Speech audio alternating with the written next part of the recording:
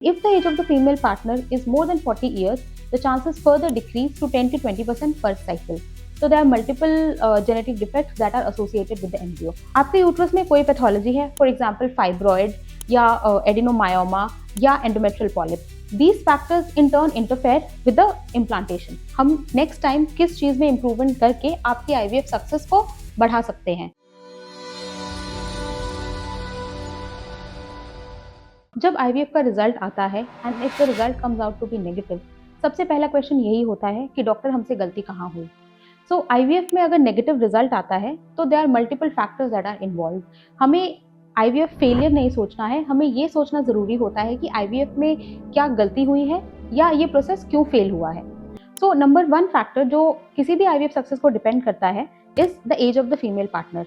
जैसे जैसे female partner की एज बढ़ती है वैसे वैसे ही आपके IVF के चांसेस कम होते हैं, क्योंकि with increasing age of the female partner आपके एग की quality as well as egg की क्वांटिटी कम होती है, प्लस आपके एग में जो क्रोमोसोमल एबनॉर्मैलिटीज हैं वो बढ़ जाते हैं। These chromosomal abnormalities in turn आपके एम्ब्रियो की हेल्थ को डिसाइड करते हैं। So it is generally said कि अगर फीमेल पार्टनर की age is less than 35 years, the chances of IVF success comes out to be 60 to 70% per cycle.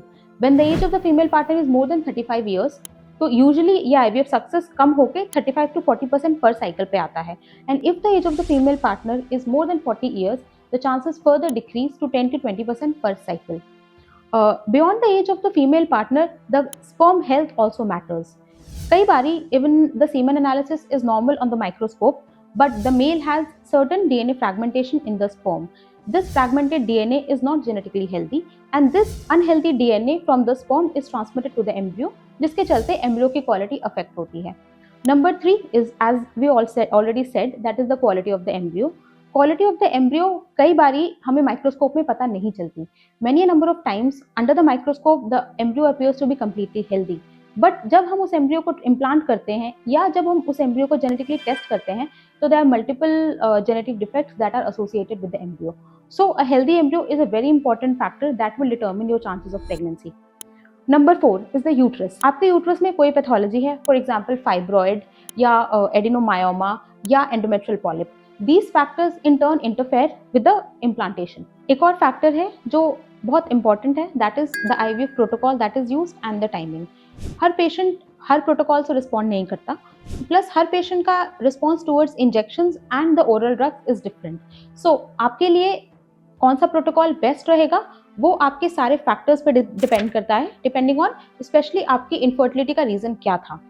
सबसे dangerous चीज क्या है कि अगर आपका IVF फेल हो गया है, आपको डिसअपॉइंट होने की जरूरत नहीं है। This is not the end.